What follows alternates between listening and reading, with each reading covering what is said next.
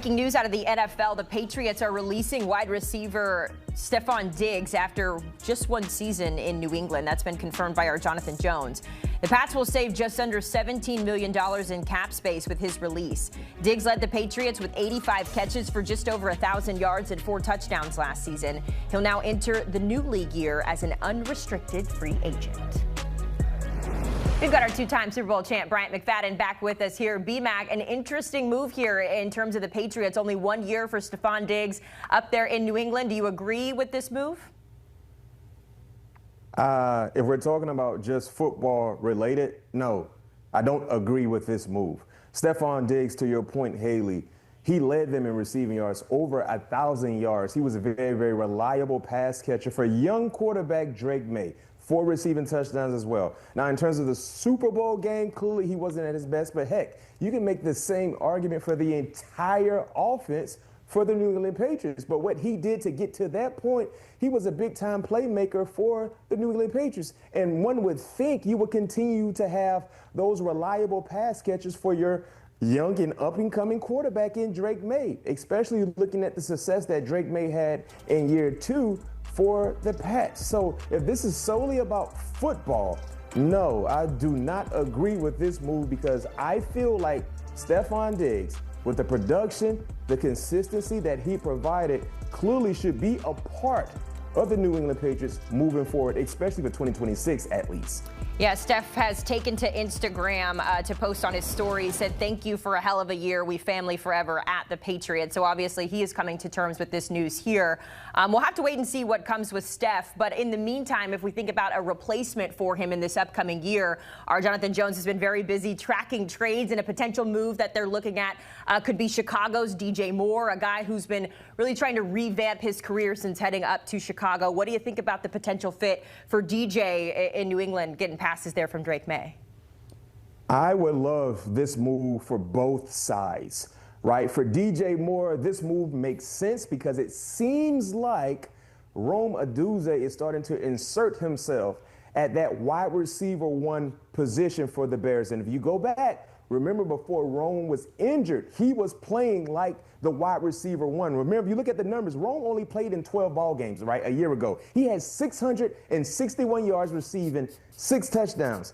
DJ played in 17 games. He had 682 and 6 touchdowns. So when you talk about the production, Rome did more with less when it comes to the opportunities and, of course, the injury. So if you're DJ, it seems like they're ready to kind of allow Rome to take that role, and he showed that he could handle that role at the wide receiver 1 position for the organization. And then for the Pats, they just released Stefon Diggs. He was a top wide receiver a year ago. The next best pass catcher was Hunter Henry for the Pats. So if you're the New England Patriots, you know exactly the expectation would be very, very high for you. You just moved on for Stefon Diggs. Go get a proven commodity in a guy like DJ Moore that can build that nice passing relationship with your 3rd-year quarterback in Drake May. Because if you're moving on for Stefon Diggs, you have a spot that's open and that's needed for their offense. I think DJ will fit in rather nicely there for the New England Patriots. Yeah, it feels like it might be a change of scenery would be good for DJ Moore, too, because we've seen what he's capable of in the past,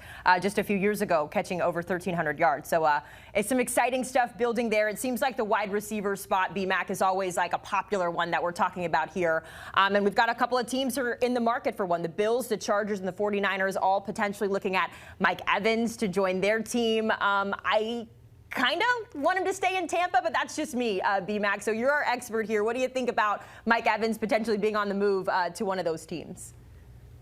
Yeah, he will be on the move, and I wouldn't be surprised to see if Buffalo is the destination for Mike Evans. One thing we know about Mike Evans, especially where he is in his career, he would like to be a part of an offense that has a legit quarterback in the huddle. Well, Buffalo, they check that box. He would like to be a part of an offense that can do numbers and, most importantly, compete for a playoff spot to be able to have a chance to compete for a championship.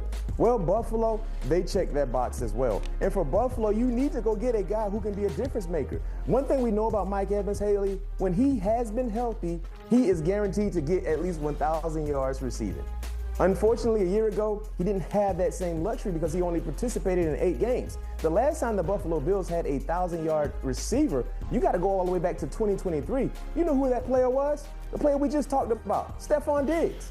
Stefon Diggs was the last wide receiver for the Buffalo Bills to surpass 1,000 yards receiving in a season, which was 2023. So they've been missing that mark. They've been trying to find a way to bring in wide receivers that can take their offense to another level. They've been missing. They've been striking out. Well, you want to make sure you make connection with this ball. Go get a guy like Mike Evans. And I wouldn't be surprised to see a grand slam come from that swing as well, because I still believe he has enough tread left on his tires to be a difference maker for an offense like the Buffalo Bills, led by Josh Allen. Yeah, I remember even, I know he dealt with the injuries this year, but even late into the season, we were still holding our breath to see if he was going to hit that 1,000-yard mark. So would love to see him come back to the top of the mountain. B-Mac, when we talk wide receivers, we also got to talk quarterbacks, because the quarterbacks are always on the move. And this year we've got kind of a strange group of quarterbacks this offseason that we've been talking about. Of course, Tua Tagovailoa, Kyler Murray, the names that have been popular, but Aaron Rodgers as well. It's always curious to see what he is going to do, whether it's retirement or suiting up again. Malik Willis has been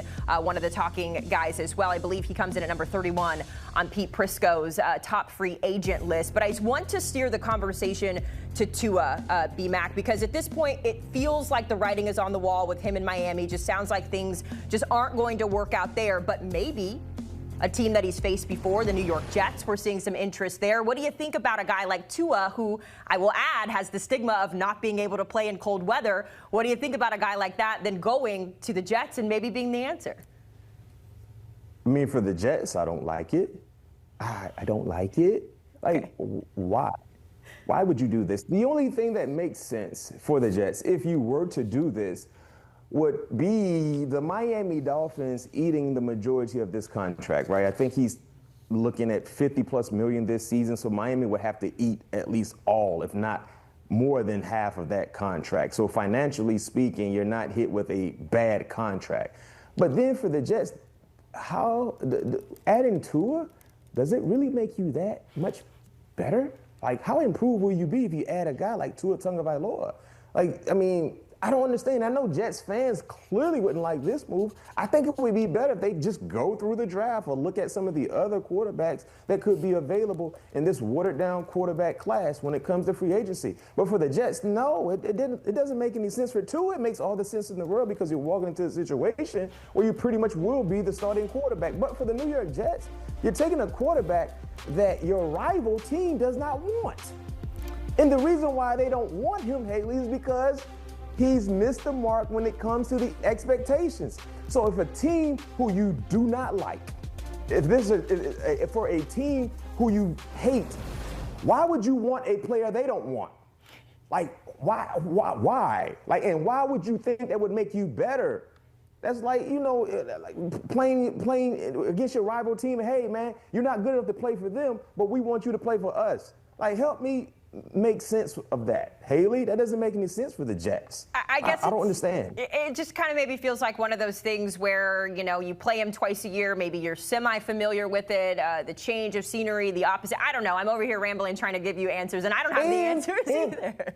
No, I don't want to interrupt you right quick, but we also have to remember the New York Jets play where? Up north. Up north. Throughout Tua's entire career, granted, he's played in Miami. Anytime he played in cold weather, he looked like he was a bit frozen in terms of production. Yeah. I'm just saying the numbers back my point. So if you're New York, you want him to come play up north where you will be playing in November. It's cold weather there, and this guy has always struggled in those elements.